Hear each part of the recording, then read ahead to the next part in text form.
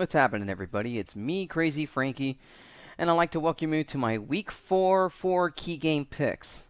Now, I really need to keep this video short. Now, I keep saying that in every one of my videos, but there's a good reason for that. Is that right now, at the time of this video right now, I'm kind of under the weather right now. I'm actually not feeling well, but I'm well enough to do at least this video. This video is also going to be very late too, and I'm trying to get everything done before the start of the Thursday night football game, because my rule is I need to have all my picks in before Thursday night, because once once that game happens and all that, it's kind of unfair to make any more picks after that. So this video hopefully should be in by tonight.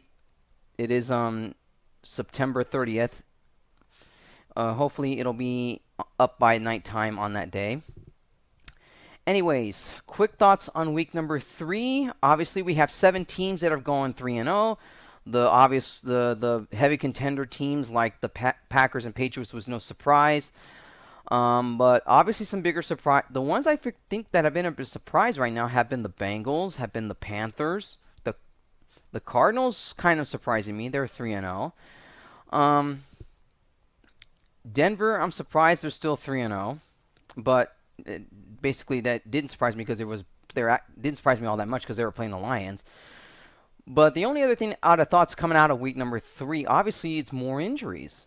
Ben Roethlisberger is going to be out 4 to 6 weeks with his leg with a bruised MCL, which thankfully was not a torn ACL, which really put him out for the season. So that actually helps. So it's kind of interesting right now, to say the least, of all these star players now just getting hurt, and it's really kind of frustrating for me as an NFL fan not to see these players out on the field.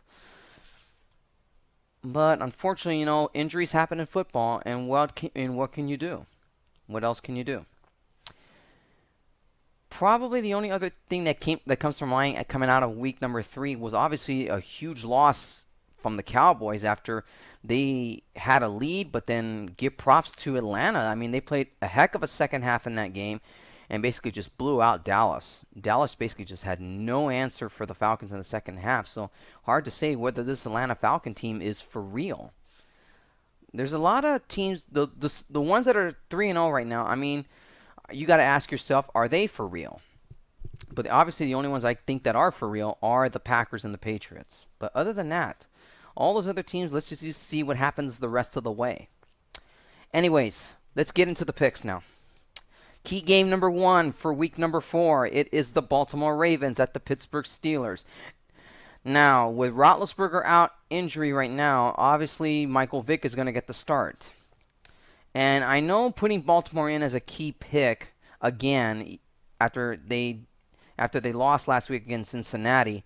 I mean, a lot of you are wondering, why are you picking this game? This is probably going to be the only time I do this in a key game pick, because for Baltimore's sake, I know they actually played very good against Cincinnati. It's just they wasn't able to hold them in the fourth quarter. I mean, there's a lot of questions on both sides of the ball for Baltimore. But for Pittsburgh, let's just see what happens with Michael Vick. Can he lead this team? I mean, he hasn't been the starting quarterback in quite some time. But I don't know. I mean, this game is kind of a toss-up. Baltimore's actually favored in this one by 2.5. I would say the only reason why I make this as a key game, because I think Baltimore will finally get their first win of the season. I'm going to go with the Baltimore Ravens here. Pittsburgh's got too many questions at quarterback. I don't know how Michael Vick is going to perform. Baltimore has Joe Flacco. I know he hasn't played up to par, but against a battered Steelers team right now with no quarterback, I kind of see why I think a lot of the odds makers have Baltimore a favorite, and I agree with them. There's no question. You got to go with the Baltimore Ravens in this one. Is it going to be a close game? No question it'll be a close game. Very close.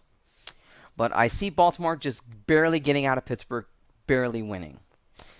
So that's why I'm going to go with the Ravens over the Steelers. Key game number 2. It is the New York Jets at the Miami Dolphins. This game is in London. Let me just let you know about that one.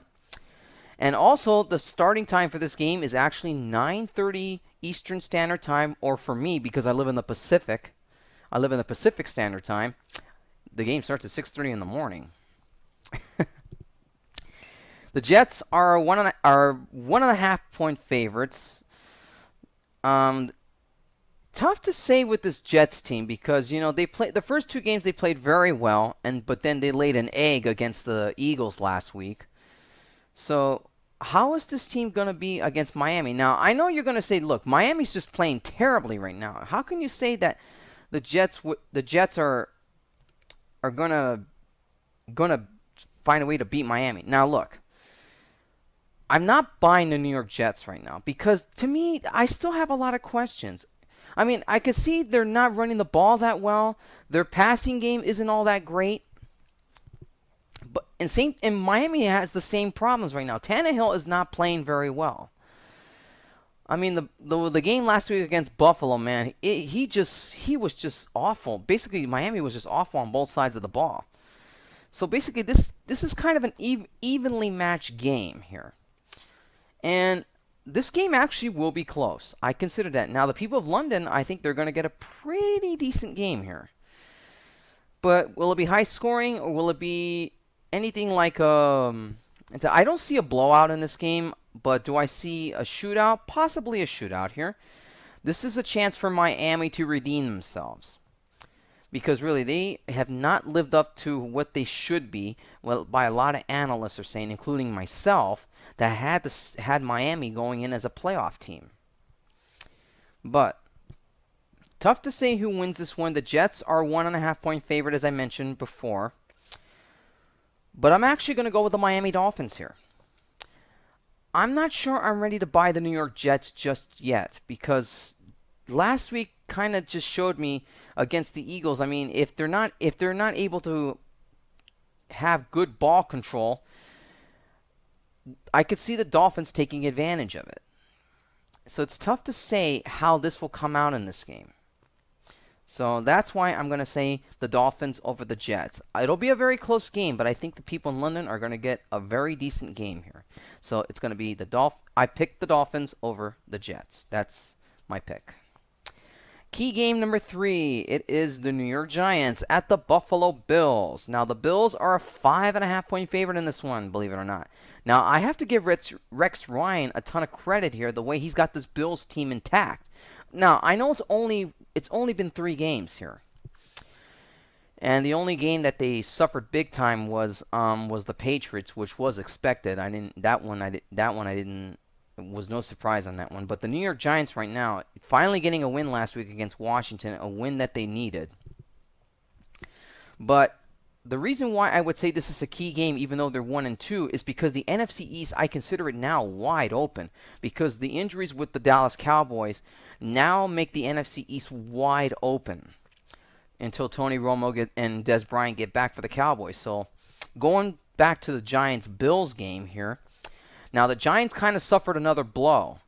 From what I read as at the time of this video, that Victor Cruz injured his calf again. So now he had practice during the week, his first time on the field. Now it's another huge blow to the Giants. Now everything's going to be relied on Odell Beckham, which really is going to be meat for Buffalo because the way Rex Ryan's got this defense right now, this is going to be quite a challenge for the New York Giants to try to get points out of this. Buffalo right now, they got injuries themselves right now. No word on whether McCoy will be playing in this one because his hamstring's still bothering him. Tough to say how this will play out, but I think I'll say the Buffalo Bills will still come out the victor. The Giants, I guarantee, will make it a game, but I just think Buffalo will come out the victor here. Without Victor Cruz in the lineup, I kind of lower the Giants' chances now because the way Buffalo's defense is right now, I consider them coming out the victors here. So I'm going to go with the Bills over the Giants. And finally, key game number 4, the Vikings at the Broncos. Broncos are a 6.5 point favorite, and the Vikings are 2-1 right now, coming off an impressive win over my Chargers. This is going to be quite a this game I think will be much closer than people say it might be. I know Denver I know they're 3-0 right now, and Peyton Manning is playing up to standard. That's all I'm going to say. And Bridgewater last week against the Chargers played very well, and their offense really did a great job. Adrian Peterson got back on track. But let's just see how well they do against a really revamped Denver defense. If you look at it now, Wade Phillips and that defense with the Broncos, they really did a number on the Detroit Lions. So if you look at it this way, from this standpoint, Minnesota's going to have quite a challenge here against this Denver Bronco team, especially if Denver's defense is really good. So this is why, this is kind of an easy pick, but no question about it. This might be a much closer game than people think, but no question, I like the Denver Broncos in this one. Denver, I think defensively is what's going to keep Minnesota's offense off the field. And as long as there's no turnovers in this game from Denver, I see the Denver Broncos winning probably more or less by 10 points. Denver, as I mentioned, is a 6.5-point favorite. Probably should have been a little bit lower, but I think Denver has this. I like Denver in this one. There's no question about it. The Broncos over the Vikings. Now, guys, I apologize if I sound a little bit down right now. As I mentioned before in this video, like I said, I'm not 100% right now, and I do apologize if I do seem a little bit flushed right now. Like I said, I have this passion for the NFL, and I love you, and I love doing this, for you guys, give you insight and all that. So I do apologize for that. Sorry if I'm a little bit low right now. Hopefully by next week I'll be 100%. I just got sick about 2 days. I got sick about yesterday. But anyways, and all that.